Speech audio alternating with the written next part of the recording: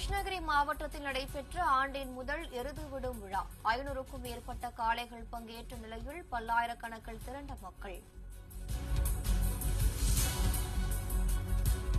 கிருஷ்ணகிரி மாவட்டத்தில் நடைபெற்ற ஆண்டின் முதல் எருதுவிடும் விழாவில் 500க்கும் மேற்பட்ட காளைகள் பங்கேற்ற நிலையில் போட்டியை காண பல்லாயிரக்கணக்கான பார்வையாளர்கள் குவிந்தனர்.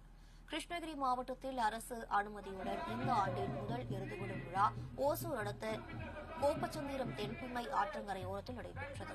இதில் ஓசூர், சூளகிரி, தேன்கனிக்கோட்டை, வேப்பனஹள்ளி உள்ளிட்ட பல்வேறு பகுதிகளிலிருந்து மட்டுமின்றி அண்டை மாநிலங்களான ஆந்திரம், கர்நாடக மாநிலங்களிலிருந்தும் 500க்கும் மேற்பட்ட காளை மாடுகள் பங்கேற்றன.